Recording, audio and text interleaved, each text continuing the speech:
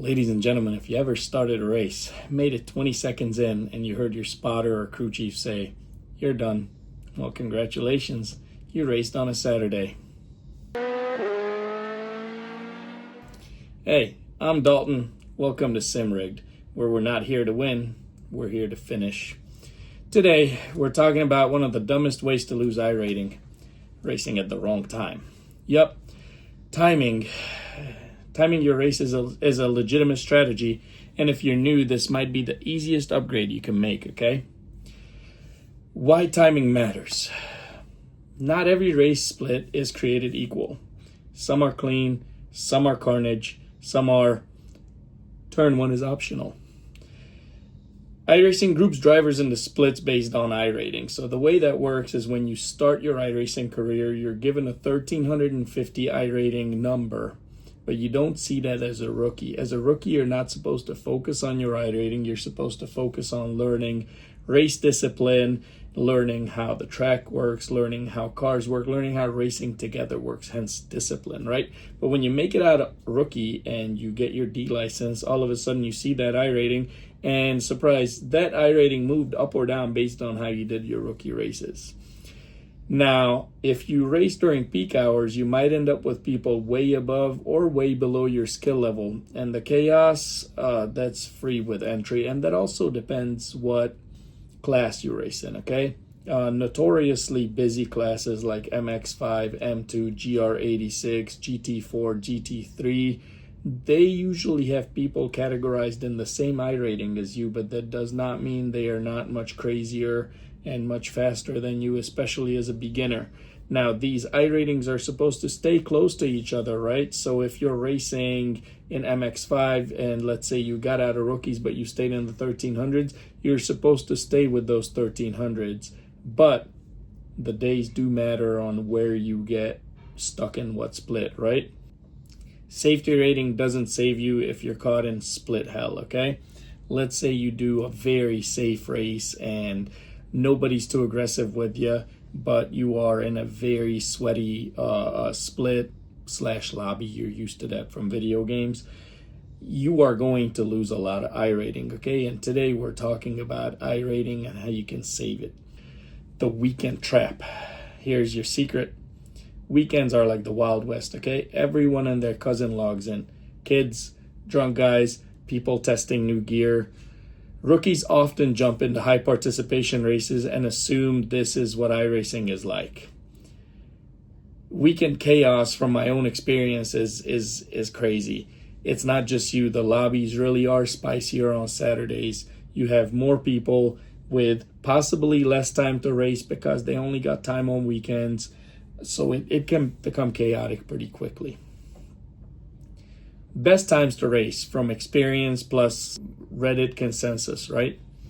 Monday mornings are pretty low risk level, fewer people, mostly serious drivers, though Monday is the last day of the week, so those are people trying to get a few more races in before the new week starts over. Tuesday, midday and evening, once again low, meta chasers setting hot laps, your risk level is low. Wednesday afternoon and night, busy, manageable, medium risk level. Thursday, I'm going to keep that at medium as well, but that's your pre-weekend chaos beginning. And then Friday all day, Saturday all day, everyone's back, recklessness, peak wreck energy. Sundays are tame-ish, but unpredictable, still a lot of people, medium risk level. If you're serious about gaining iRating and not trauma, stick to Monday through Wednesday, okay? That's your... By Monday, you should know the track. I'm going to say what you should do if you're going for iRating, okay? This is not for the immediate rookies. Monday, well, let's start on Tuesday, okay? Tuesday is when the week starts. Tuesday, spend a few hours learning the track. If that's not possible, spend Monday a few hours learning the track. You can look at the schedule, see how it looks, see how the weather is going to look on the event you're picking out, what the daytime is, etc. Set that up in test drive, learn the track. Tuesday, spend a couple hours, an hour, 2 hours, learning it in an official practice, just practice, and then get in. Tuesday, Wednesday, race. Thursday, maybe, keep it as a possibility of a race day.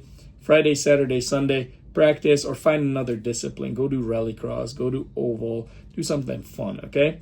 Monday, get back with another 30-minute practice session, get back to your race. If the splits look good, you can also check the splits by looking at previous time slots on iRacing and see how they look, okay? Planning your week out. GT3, we're going to practice Monday. Like I said, test drive, pay for a hosted session if you got teammates. Qualify Tuesday, get into your racing habits, do a race or two Tuesday. Same thing on Wednesday. Race Tuesday, Wednesday. Load it up, especially if you have time. Think of it like ranked mode, okay? You don't log in cold to Valorant and rush ranked, or if you do, that probably explains a lot, right? Extra survival tips that work with smart timing. Don't qualify if you know the field is wild, okay? If you already know that this is aggressive, start in the back, survive lap 1. This might be more for the weekend rookies, okay? I'm not talking about the very experienced guys who are just sweating through it with 0 incident. I'm talking to you rookies. If you only have time on weekends, if you know the field is wild, you can see people's safety ratings when you already logged into the official race. If you don't have Race Lab, get Race Lab. We're going to do a video on Race Lab 2, or a podcast/video on Race Lab 2. I think we all need it. Give me a week or so on that one. Like I said, start in the back, survive lap 1. That's your most important goal as a rookie going into the weekend on events. Use trading paints to spot sketchy liveries. We're going to talk about this, okay? I'm going to make some enemies here, but I have to say this. People with Red Bull liveries are dive bombers. You're going to learn this. Red Bull livery guys, I'm sure there are nice ones. Plenty of nice Red Bull livery guys. But Red Bull liveries tend to be those sketchy liveries for you. Use trading paints, download it, see people's, custom liveries. Watch the Red Bull guys. If you think there's going to be a dive bomb, prepare for it. Have an exit strategy. Take the outside line. Let them dive bomb. They'll dive bomb someone else too, and maybe you'll get 2 spots back just because you were smart. Watch the first lap of a previous race in your time slot, okay? It'll tell you everything. Everything. Optional tip, use Crew Chief to stay informed mid-race. Crew Chief will tell you everything you need to know. There's people next to you, who's in front of you, whether they're sketchy or not. When Crew Chief starts sighing before you even hit the grid, it's time to log off, okay? Official series. Some series are cleaner by nature. MX5 is still considered somewhat of a cleaner race. GT4 is a 50-50. And then your war zones are going to be TCR, GT3. If there's anything at Spa on weekends, no thanks.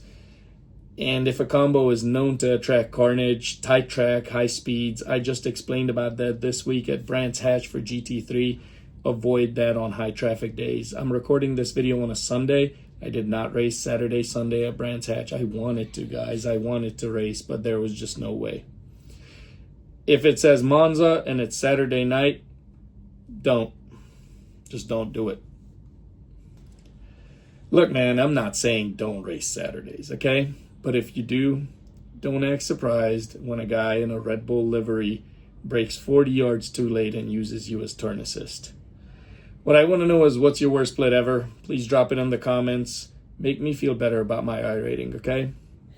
Hit that like button if you've ever lost safety rating to someone else's stupidity, especially on a Saturday and Sunday. Subscribe so we can keep learning how not to suck together. Thank you for listening. Catch you all in the next lap.